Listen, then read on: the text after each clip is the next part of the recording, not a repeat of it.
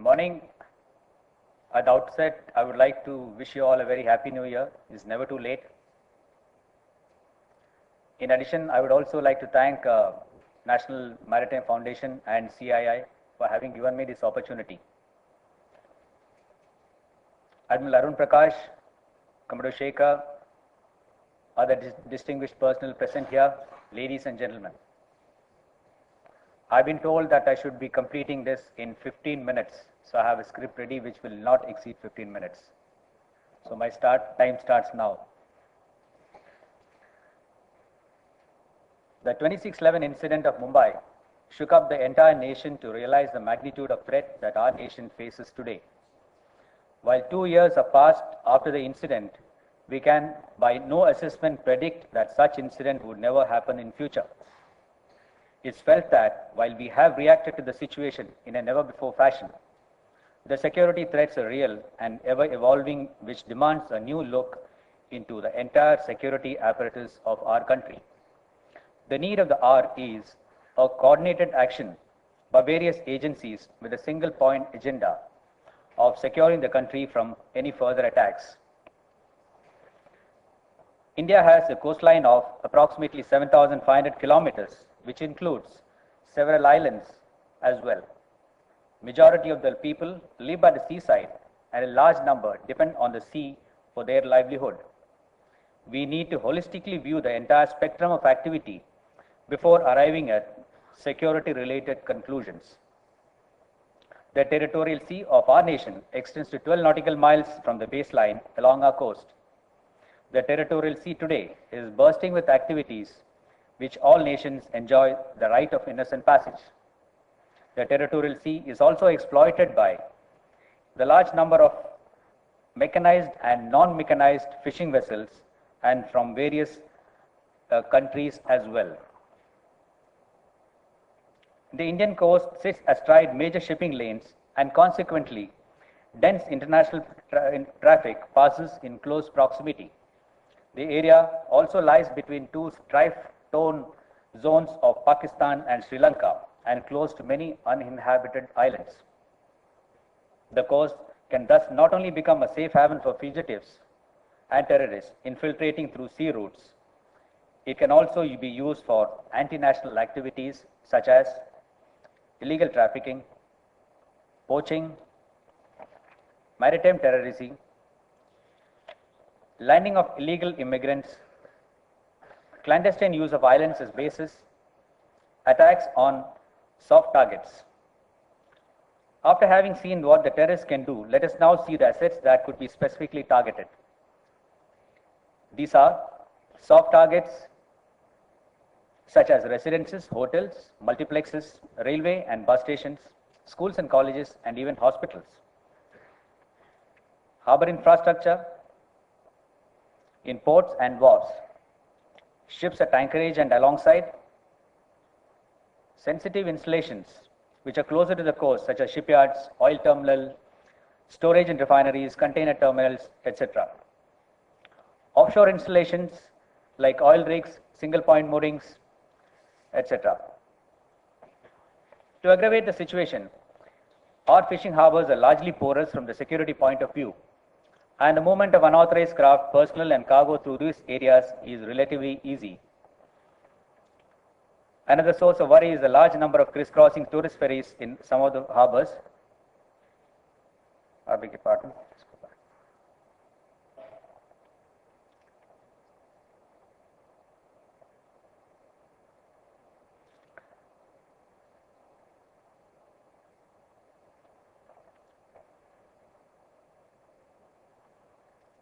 Another source of worry is a large number of crisscrossing tourist ferries in some of the harbors. These ferries could very well be utilized by anti-national elements to gain access to our areas closer to vital installations and prohibited zones.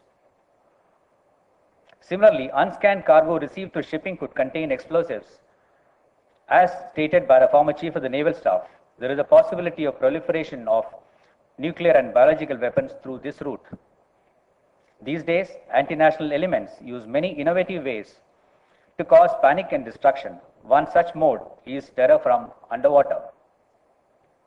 We cannot rule out the possibility of threats from underwater swimmers, who come without being detected and attach a mine or some sort of explosive to the hull of a ship, which could cause catastrophic results depending upon the cargo carried by the ship. Therefore, what we infer from this is that the entire seafront, including coastal stretches of land, nearshore, river mouths, creeks, and high seas, need to be kept under effective surveillance by coordinated action of Navy, Coast Guard, and all state and central agencies who are stakeholders in coastal security. In addition, we would also require an effective and efficient intelligence network. Having seen the threats and likely modus operandi of the terrorists, let us now see how we can improve upon the effectiveness of coastal security. Some of these are already in some stages of implementation. However, I will touch upon these measures so that we need to know as to where we need to lay emphasis on. Regular patrols by the Navy and the Coast Guard must go on. However, the area is indeed too vast to be covered by the Navy and the Coast Guard alone. To prevent another 2611, the need of the hour is to enhance surveillance and make judicious use of limited assets available with all the stakeholders. And therefore, the requirement of coordination with all agencies is paramount. Identification of ships of a harbor is carried out using vessel traffic management system in conjunction with automatic identification system, or AIS in short. It is pertinent to mention that vessels larger than 300 gross registered tonnages are monitored using the AIS.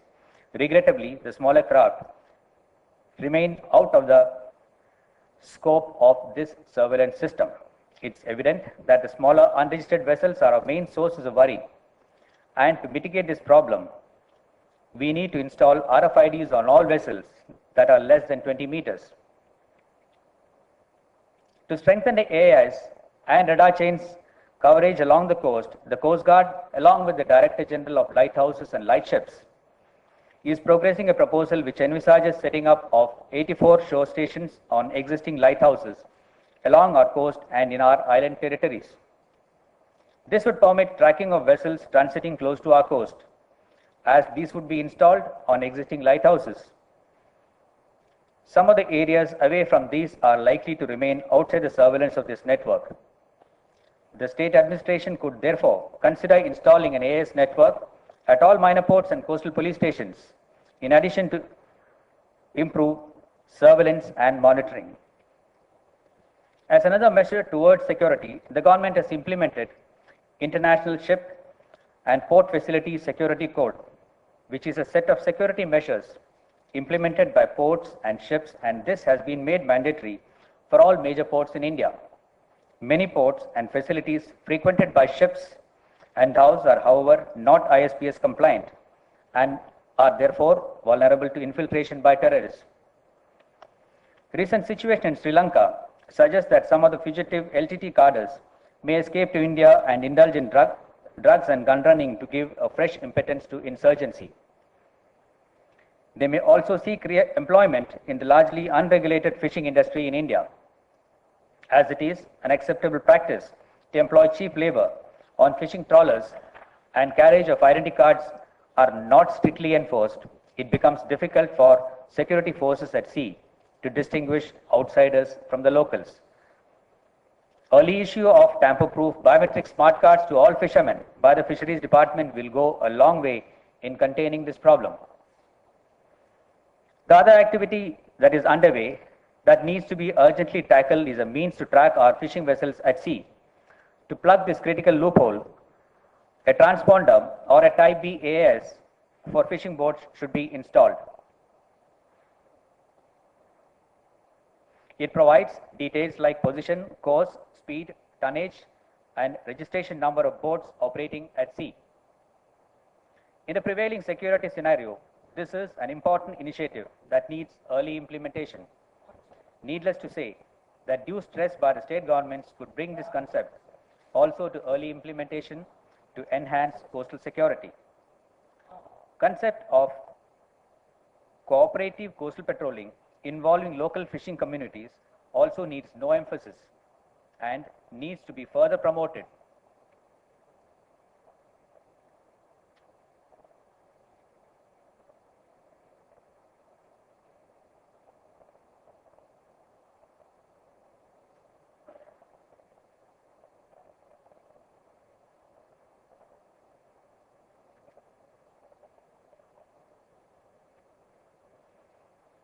A toll-free number 1093 for coastal security has been brought into force as mentioned by IG Das. This has been implemented basically for all the fishermen to report any coastal security incident or anything that is happening out at sea. This has been implemented in Tamil Nadu very well. In other states also it has been implemented, but there are certain issues which need to be tackled, which are being tackled. Registration of all craft, big or small, with the State Fisheries Department is to be enforced with stringent penalties for non-compliance. Painted registration numbers on all hull can always be tampered with. Therefore, registered registration numbers are to be provided which are tamper-proof. Apart from registration, renewals of annual fishing licenses are also to be strictly enforced. All these measures would permit boats from outside a state to be identified and controlled easily. 90% of problems can be sorted out if the coastal population is aware to the situation prevailing in our country. As they are regular residents of the coastal area, they can identify each and everyone belonging to that area, and any outsider will be easily identified. Therefore, to bring in awareness about coastal security, we need to conduct regular coastal security awareness programs to keep them updated about the security scenario and also about the things that they need to pay attention as regards coastal security. The Navy and the Coast Guard have trained hundreds of police personnel in operating patrol boats, but it is observed that these personnel are transferred out or utilized for regular policing duties and not available for coastal policing. Therefore, I propose a separate cadre for marine police needs to be created, as the expertise that these police personnel of coastal police stations gained by operating the boats go in vain once they are transferred out to a general billet. By creating such a cadre, it would be ensured that they remain in one of the coastal police stations and will ensure that the expertise is retained. They could even be considered for special sea duty allowance as is being done in the Navy and the Coast Guard. There are traditional fish landing centers which have been in existence for centuries that needs to be brought under the umbrella of Fisheries Department and monitored. These are not authorized and hence not monitored by anyone and are ideal places for anyone to land. Fish landing centers at these places cannot be stopped or banned, as the fishermen, who are the eyes and ears of our coastal security, will go against the system and will not be responsive to the requirements of coastal security. Therefore, it is better to legalize and bring them under the umbrella of Fisheries Department to monitor. Many a times we get reports from various agencies intimating that a boat was suspiciously seen off a certain place, which does not contain any information. Actually, it does not make any sense to the security agency. Information such as why was it suspicious, what type of boat was that, what are the other identification features, all these were missing. So therefore, giving accurate information to the security agencies will go a long way in early identification and classification.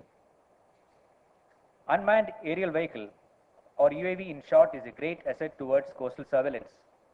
They can be effectively used to keep an area under surveillance against coastal intrusion. In addition, aerostats can also be utilized effectively towards coastal surveillance. To conclude, some of the important issues which will help in achieving greater amount of surveillance and provide deterrence against anti-national activities have been covered. However, I reiterate, sea borders by nature remain porous and are difficult to seal. Sensitizing the coastal seafaring communities is extremely important. Enhanced and effective intelligence sharing mechanism and coordinated anti-terrorism measures between Navy, Coast Guard and other stakeholders will go a long way in ensuring better coastal security. What we need at this point of time is the full understanding of magnitude of threat by all state governments and other agencies.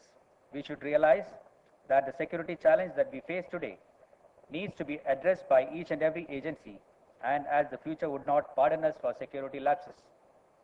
We need to further learn to cooperate and understand operational methods of various elements of coastal security, achieve synergy through effective intelligence sharing, improve preparedness by conducting joint exercises, and take various fishing and coastal communities into confidence. The larger truth is that no terrorist effort would succeed without support and blessings of the local populace. Therefore, we need to strengthen the local human intelligence network and use it to our advantage while we shift from the earlier outlook.